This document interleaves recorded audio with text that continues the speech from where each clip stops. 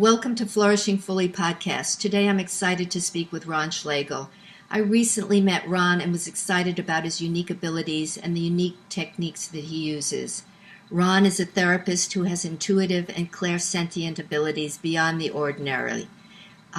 He's able to consciously connect to the energetics of the person and their external environment, including family, workplace, and community. One of Ron's outstanding abilities is to assist in the realignment of those energies. He does so skillfully, thereby fostering a healthy relationship to self, which is critical for healing the body while also uplifting the person's ability for life satisfaction and success. Ron attunes to the beliefs, attitudes, expectations, emotions, and the energetic forces at work within us, as well as the quantum field of energy connecting us and the environment we inhabit. Ron, that's what I speak about all the time, that we have to connect to Source in order to connect to the pure potentiality of zero-point energy that facilitates recovery of any kind, particularly health. I'm really excited about this interview because we have an opportunity to embrace the mind-body-spirit connection to facilitate health. And Ron has an amazing ability as an empathic to assist people in doing that. So Ron, welcome. I'm so excited to explore your unique abilities. How long have you been a therapist? Well, first of all, thank you for the introduction. It was kind of formal. And I don't want people to get the message that I see myself as a very formal person. I have learned a lot about myself and about people and about being connected to the divine, to Source, and how important that is. I've been a therapist for over 35 years, and I've committed myself to growing and changing. I think probably the most important thing for me overall has been that process of growth and change in myself. And as I've grown and changed, I think I've been able to help other people too through that process.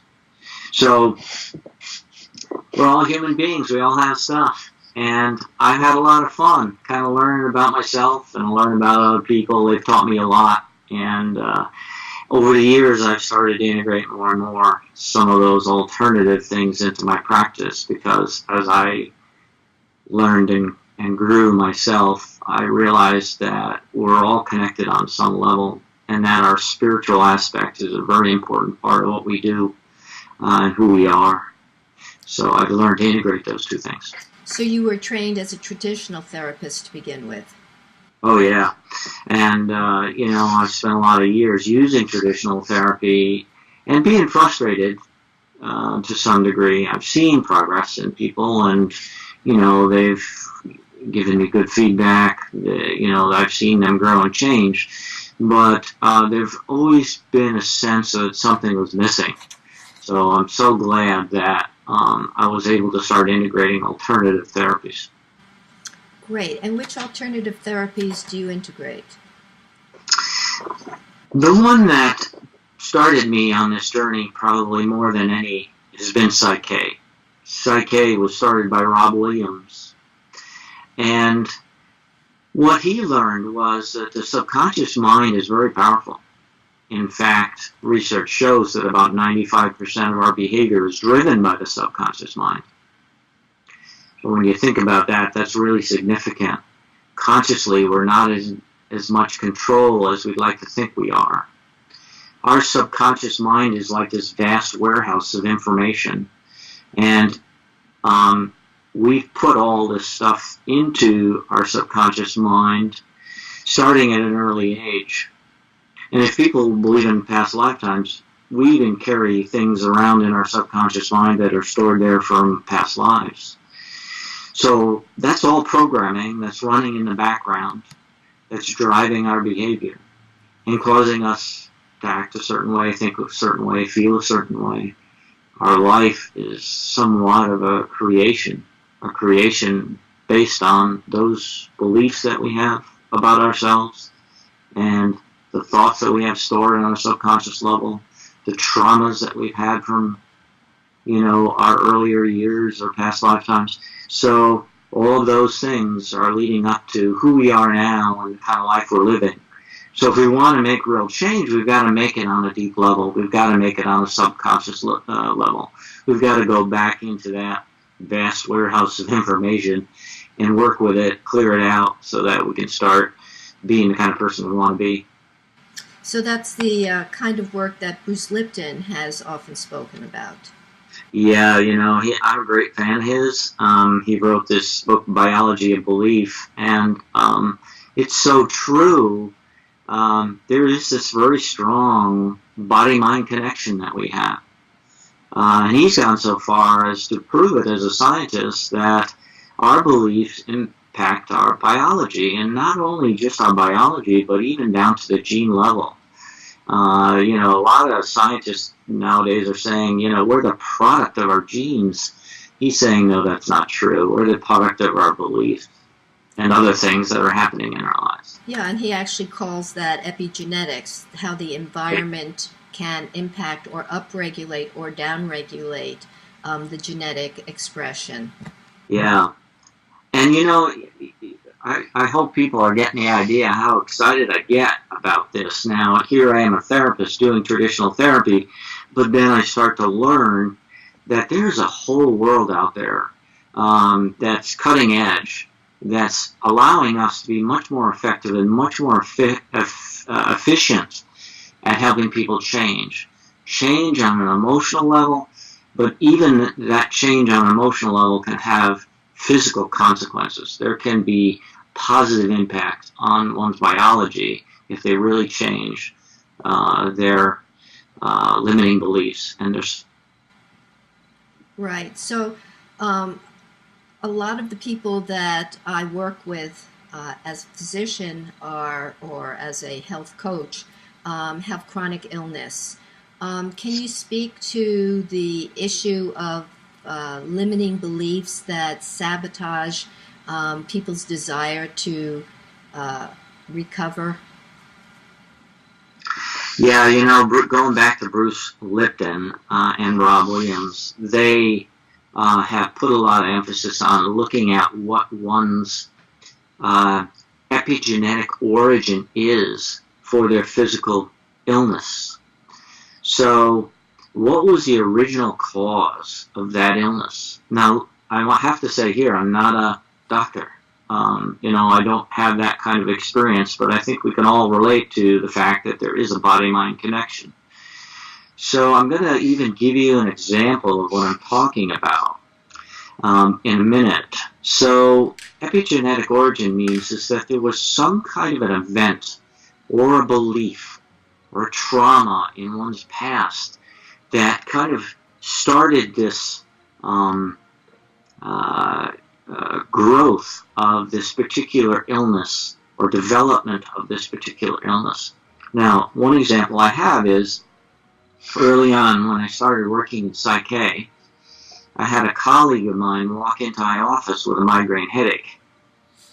And she'd suffered from migraines for many years on a regular basis. She had no idea that I had just learned Psych, but she was asking to be able to leave so that she can go see a doctor and get some help for a migraine because she had it now for several days in a row and wasn't able to function very well. So I just proposed to her that I learned something new and I wanted to see if I could be of some help. And she was willing to do anything at that point to see if, that migraine could improve. So we sat down and I asked her, I just thought to ask her, what was the earliest time in your life, excuse me, when you have memories of having migraines? I was looking for that epigenetic origin. I was looking for that time when that migraine started to get triggered. And she took a moment and she said, oh my goodness, I think I was around 10 or 12. And I said, well, what was happening around that time period? And she said, well, I don't know if it's connected or not, but my father tried to murder my mother. Wow. And I said, oh, well, there might be a connection between those two things. So if you're willing to play around with that, why don't we do that? So we use Psych, which is a process for getting at the subconscious mind. It's not hypnosis. It's based in neuroscience. It's a way of changing the neural pathways in our brain. So she was volunteered to go ahead through with the process. And it was only a matter of a minute or two, and her migraine went away. And she, in the middle of the balance, and in Psych, those processes are called balances because they deal with the left and right hemispheres of the brain. So she went, oh my goodness, my headache is gone. And so that was like so telling for me because was very new to using Psych, and just kind of got me so much more energized into using it more and more with the people I work with. And you know what's interesting too is she's never had a migraine since, and it's been years since we worked together because we've remained friends. So, you know, it's an honor to be able to help people through chronic conditions like that. And I can't say that everybody's going to have the same kind of results, but I am convinced that a lot of times there are what's called epigenetic origins to one's physical problems. And if they aren't epigenetic origins, they certainly can be limiting beliefs that can hold people back from That's correct. recovery. Yes. If you believe you can, or if you believe you can't, you're correct. And it was Henry Ford who said that. Something like that. I paraphrase it. And see, so we have to be careful about what we believe about our ability to from a physical illness.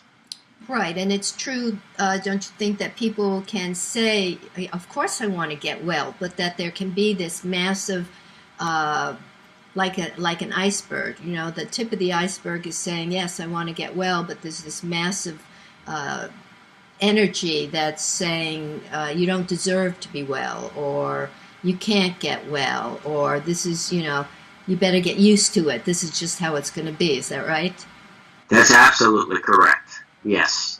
And there's a unique quality about the subconscious mind that I think people should know, and that it processes information much faster than the conscious mind.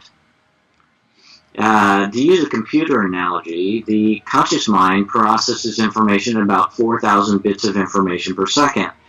The subconscious mind processes information about 4 million bits of information per second. And what's significant about that is it makes the subconscious mind much more powerful than the conscious mind. So when you say to yourself on a conscious level something positive, your subconscious mind is saying probably 4 or 5 or 10 things more in a negative way to counter it. Right? Exactly. So there's this energy struggle going back and forth between your conscious and your subconscious mind. And if your subconscious mind is programmed with so many negative beliefs, it's going to obviously win out over the conscious mind. Yeah, You've got to go in there and clear out those negatives on the subconscious level, and then the conscious can start to win. Yeah, that's so powerful and so true. I'm reminded of an experience I had recently in the post office, where a long line, and a mother came in with her son, and the son was amazing. And one of the people in the line said, "Oh, what a great kid you have," something to that effect. And she said, "Well, he's not always like that." Right. And she could have just accepted the compliment graciously, but instead she gave, "What does that little boy hear? You know, yes, I'm not always good. I'm not good, you know," and she's looked like a wonderful mother, but she wasn't in conscious, she didn't have the mindset, the consciousness of what the words could do to that child. Yes, and that's a great example of how we get programmed. If you think about it, that happens a lot to us. And the younger we are, the more deeply ingrained those things get. So you have techniques to chip away at those techniques. Sometimes with, like the example you gave them, they can be immediate, and other times, what's the time frame for the kinds of things that you do? Yeah, it's not black and white, but if I was to compare traditional therapy to what I do now, there is quite a difference. So generally, people who went to a therapist traditionally would spend a year or two in therapy, and they'd make some progress, but maybe not as much as they'd like. What I see in what I do now is anywhere from 3 to 7 sessions, I see huge changes in people, and that can take place in a matter of a month or two. That's brilliant. That's brilliant. The other thing that I like about what you do is, well, in traditional therapy, they're always looking at the past and what was wrong, and with the law of attraction, I think it's so important to be in the now and move, and look at what's right. So your techniques embrace that. Yes. And people will tend to think, oh my God, do I really want to go on a deep level into my subconscious and find out what's there? I'm kind of afraid of it.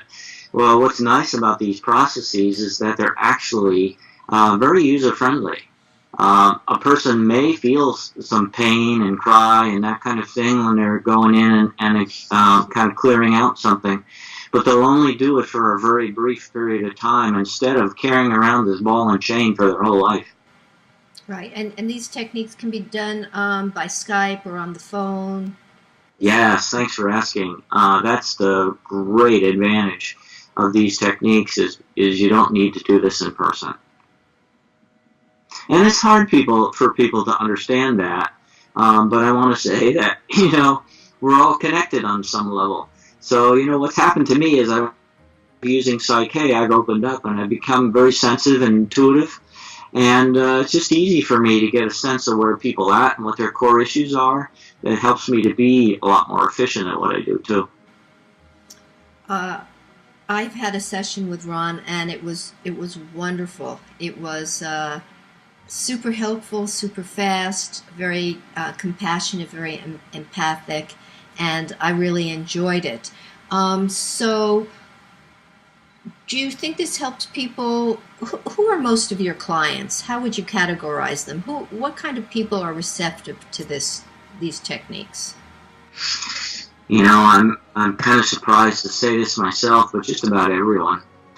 It seems like a lot of us really know on a deep level that there's more going on here than we're consciously aware of. A lot of people are very open to making deep and real change just because they're ready to. They really want to. So in my traditional work, I've worked with people who have severe mental illness, psychoses, major depression, bipolar. So I've worked with a broad range of people. And I still do that today, work a 9-to-5 job, working with people that have severe mental illness. But I also have a private practice, and I have people who are coming to me just because they want to clear their blocks around making more money or addressing an unresolved issue that they haven't been able to figure out how to deal with in terms of family relationships or whatever.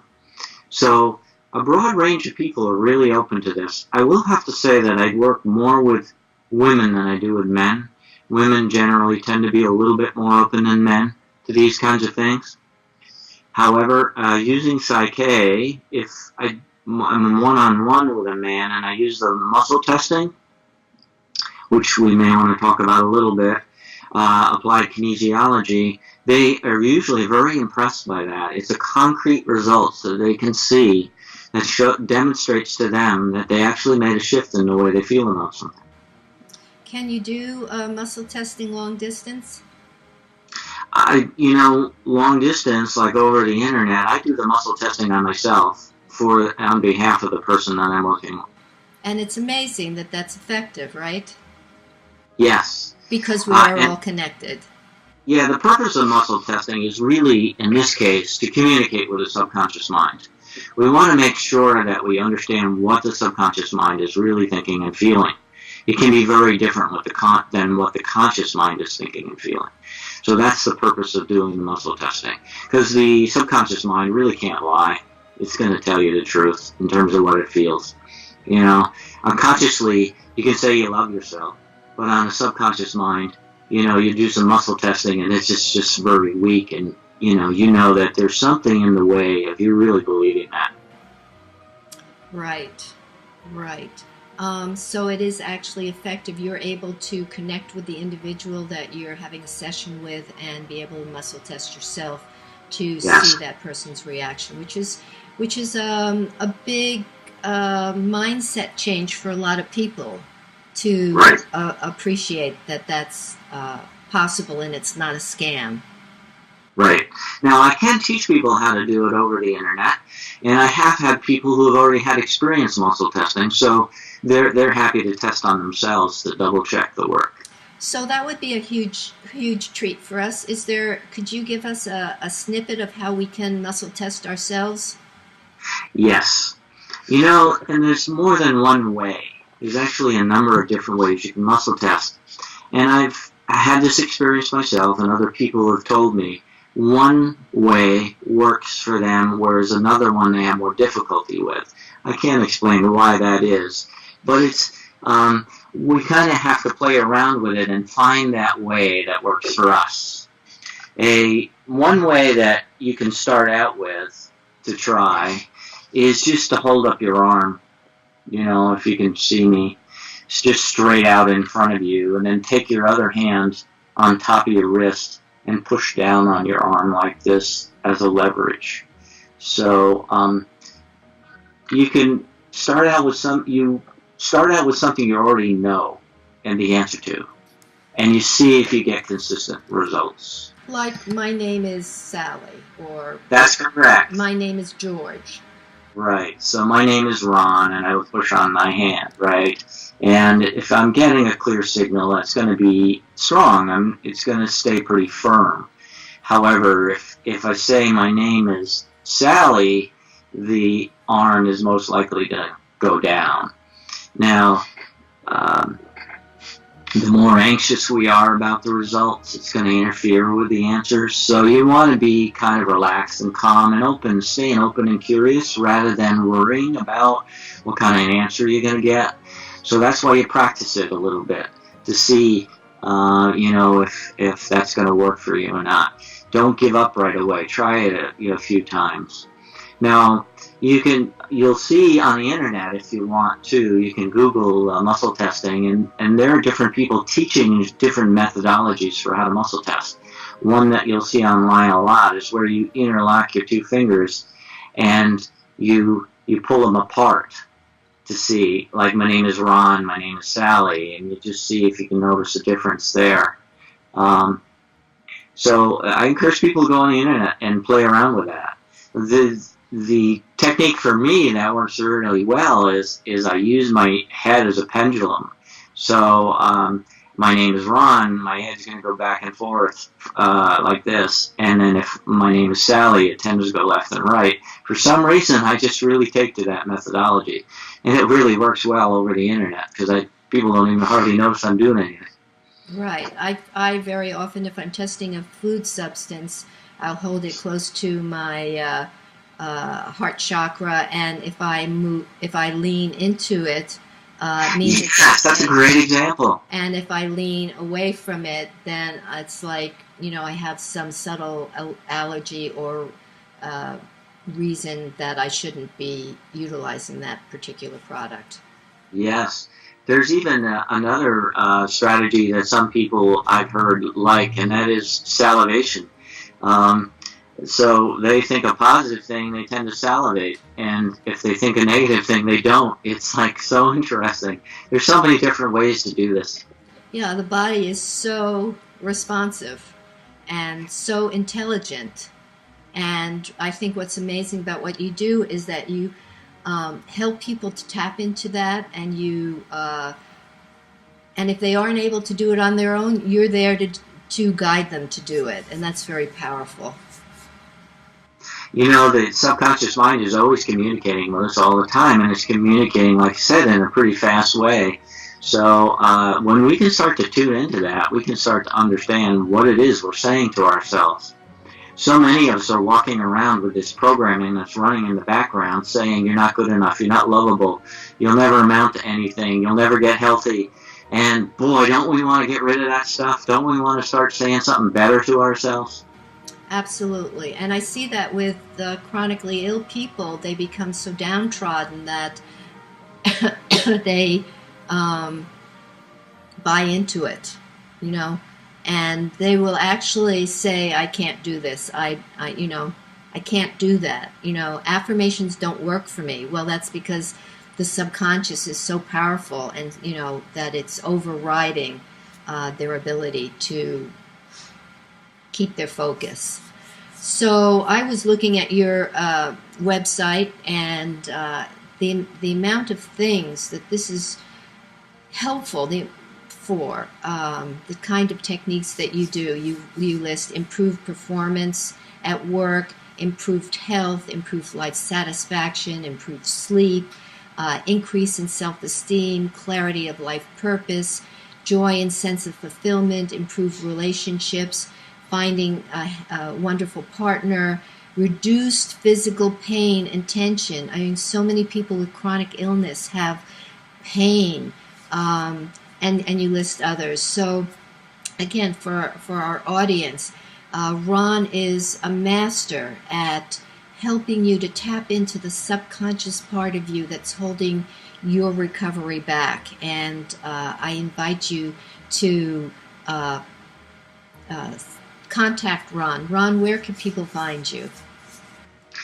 My website is www.neurospiritualscience.com. That's NEURO spiritualscience.com. And they can call me too if they want, 607-377-7725. It's my cell phone. He is a super guy. I just so enjoy knowing Ron. Ron, is there anything that we haven't covered that you'd like to share? I mean, I know you have a wealth of information, but in this short interview, what's the takeaway for people? Don't see yourself as a victim. Wow, that's powerful. Don't see yourself as a victim. Yeah. We have the ability and the power to change on a very deep level. Those are awesome words. Could you say it one more time? I really want people to hear that powerful statement. Yeah, don't see yourself as a victim. We're very powerful beings. We can change on a deep level. Ron, thank you so much. It's been an awesome interview. It's been awesome to have this information that we can get out to people about their abilities and the ability to change. Thanks for having me. You bet.